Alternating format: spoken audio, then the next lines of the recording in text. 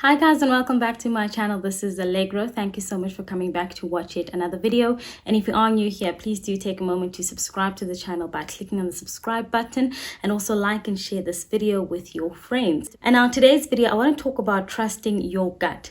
I did post a video like this maybe a month ago or so, must have been a month and a half ago, but I had to delete it because there was the visuals, the lighting, I was not happy with it. Something was just off. So I thought the message is still very important and I want to re-record it and share it with you guys. I did have a great response to it. A lot of you had already started commenting on the video, liking the video. So I just want to put it out there again, which is why I am reshooting this topic once more. So when we talk about trusting your gut, firstly, let me start by saying this is a story time kind of video. So I learned about trusting your gut, or perhaps came across this quote from Oprah a couple of years ago.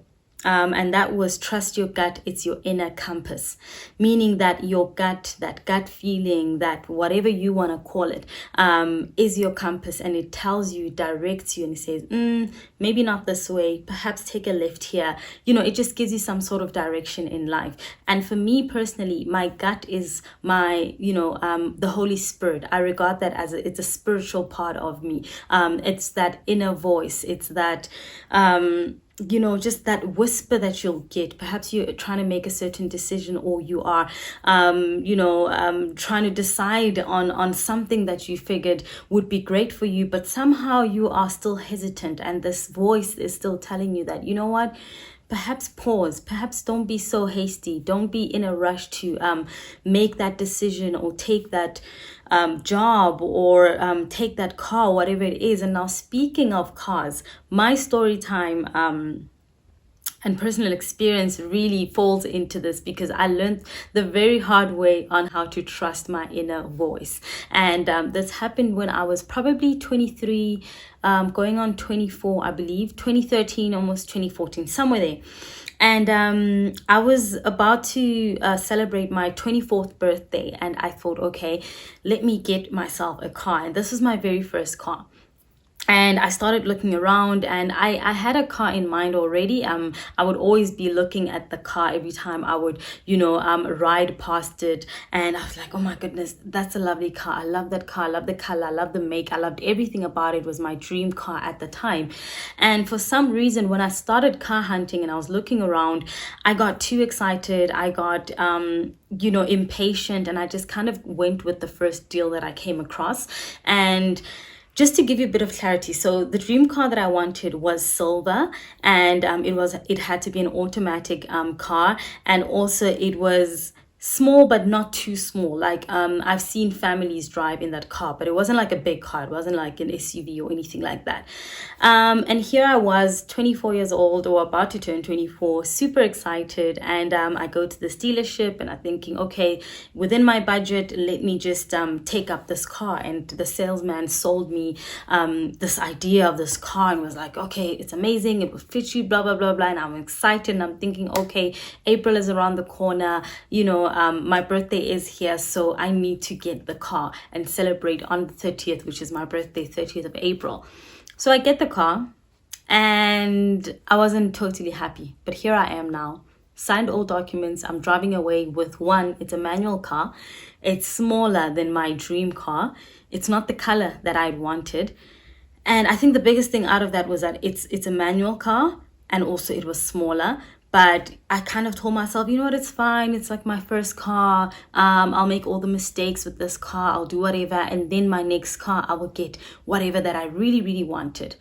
Biggest mistake. And I also think one of the biggest mistakes I made was just doubting myself, doubting that, okay, being too scared of just taking the plunge, because I thought, what if I don't afford it in a couple of months or a year, and then, I default on payments? What's going to happen? Let me just be on the safe side and just take this smaller car, which was slightly cheaper, and then just go with it, So I didn't even believe in my own capabilities, that I would be able to keep up with it financially, and that I afforded it, I just made all these different excuses. So here I was with a car that I was happy with. I liked it, but I was not in love with it. And I kid you not, guys, I kid you not when I say when I say I drove that car for less than a week, less than 7 days.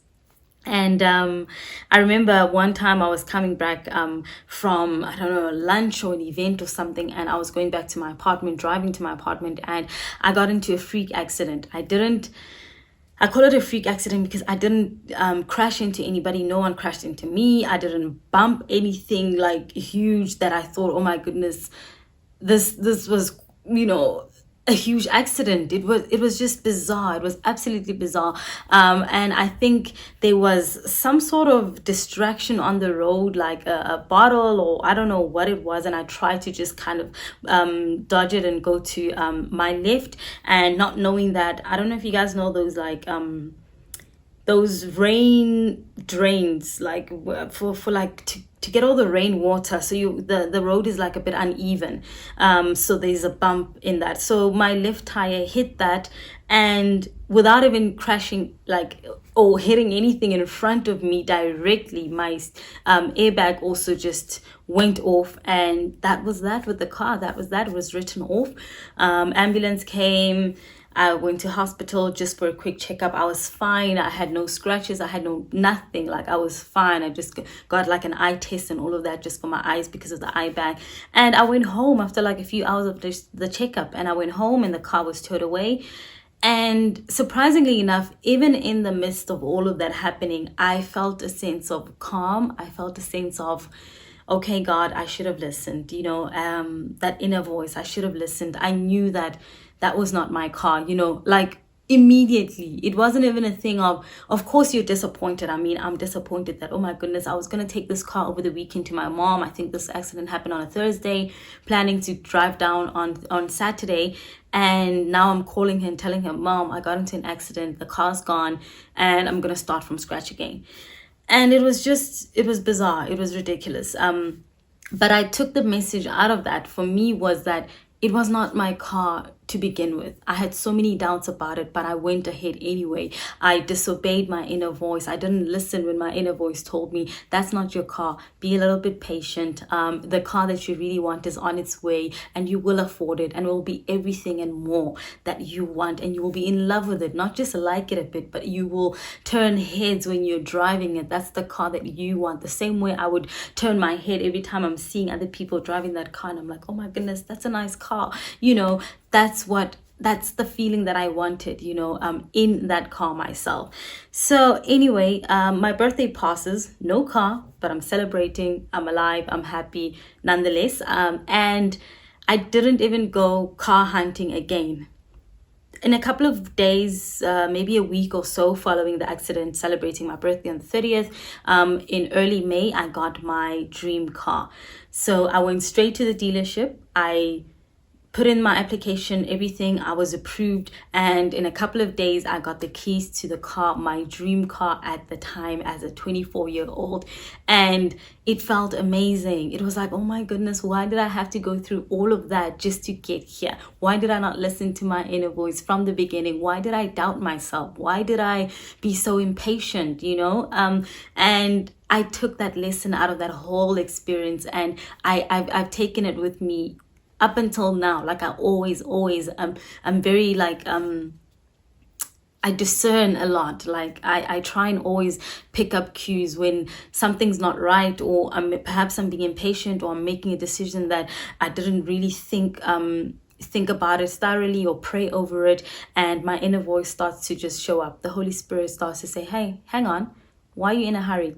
Perhaps just keep calm for a second. Did you pray over it? Did you, weigh out your options? All of that, and I think it's so important, because sometimes we want something so badly, and we don't even think about the consequences. We don't think about anything. We just go for it. We just like, you know what? No, I want it. I deserve it. And I want it now. I'm not trying to wait for 6 months. I'm not trying to wait for a year or whatever it is. I want it now, and I gotta have it, and that's that. Meanwhile, you deserve something better. Meanwhile, God has something far better for you, but you are so impatient that you end up with something that was not even meant for you. And I'm so grateful that at the time it was taken away from me, because who knows, maybe I wouldn't have gotten into that bizarre accident, and I would have had the car, and I wouldn't enjoy driving it as much as I thought I would, because I would still turn every time time I saw my dream car, every time I drove past my dream car, I would probably still be like, oh my goodness, I should have taken that car.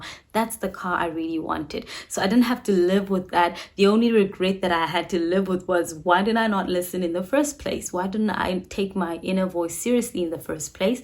But I was happy and I was driving this car and I loved it. I absolutely loved it. It was silver gray. It was automatic. It was perfect. You know, when I went home, I would go with my sister sometimes and we would drive and we all put our things in the car. It was big enough to accommodate all of us. And I was proud of myself and I kept up with my payments and I never once defaulted. So all of that, you know, that negative voice that tries to tell you you're not good enough, you can't afford it, who do you think you are, you're not going to be able to pull it off, and sometimes you just need to focus on yourself, believe in yourself, pray over it. Of course, do your due diligence, you know, look at your budget, look at how much you're making, and just make sure that whatever decisions that you're going to make financially, you're going to be able to keep up, especially keep up with the lifestyle that you're currently living. Not take a car that you can't afford and start dropping the kind of lifestyle that you're living. You're not eating right, you're not doing certain things that you were used to doing, all because you want to just put all your money in that car that you think, you know, I deserve it. Perhaps take it step by step and start with a car that you afford, but you love, and you know that this is perfect in that season, in that time of your life. It is perfect for you. And then you move on to the next step. I mean, right now I'm driving another one of my dream cars, and it's been years since then, obviously from 24 to the age that I'm at now, 32. And I've driven dream cars along the journey, and I've always been, you know, patient since that incident. And I've learned to trust my inner voice. I've learned to trust my gut, because it will never lead me astray. I know that for sure. I know for sure that my gut, my inner voice will never lead me astray. The Holy Spirit will never lead me in the direction that I'm not supposed to go. That I know for sure. If there's anything in this world that I know absolutely that this is what it is, that's it. That is exactly what I just said. And I've never been led astray by it. And I don't think my inner voice would start now. I don't think the Holy Spirit will start to lead me astray now. So I hope this video encourages you. Perhaps you are in the middle of making a decision that you are unsure of, but you are impatient. Perhaps take a step back, really weigh your options, really pray over it, meditate, and just do your research and do figure out that it's really for you. You know, whatever that you're trying to do, maybe it's a relationship, maybe it's your academics, maybe it's a work opportunity, it's a job, it's a business, whatever decision that you're trying to make sure that it is for you, it is good for you, and it's something that you have always wanted. You have no outside pressures, you have no outside influences, nobody's saying do this, do that. And also, you're not doing it to please other people, you're not doing it to come across as a certain way for a certain image, you're not doing it to impress friends or social media or whatever it may be. You are doing it for yourself. You are doing it because you know that it's time, it's my season, I've been working so hard and this is it. Or perhaps I've been working hard and now it's time for me to actually pause and rest, and now this is the time. Perhaps it's time for me to start that family, to settle down. Whatever decision it is, whatever you're thinking about, whatever you're praying over, make sure that you listen to your inner voice. You never ever overlook it. And sometimes your inner voice is just there to validate whatever that you are thinking of doing. It's not to say that every time your inner voice shows up, it's that you're making the wrong decision. I've had my inner voice agreeing with what I wanted to do, where it's almost like it's validating that I'm on the right track, that's the right decision, and it just gives you that extra boost of confidence. So yes, guys, this is today's video, and I hope you enjoyed it. I hope it's shed some light and it's helped you in some way. Please do share your experiences, anything that you have perhaps been thinking about, or maybe you had an incident such as mine where you took the wrong turn because you didn't want to listen to your inner voice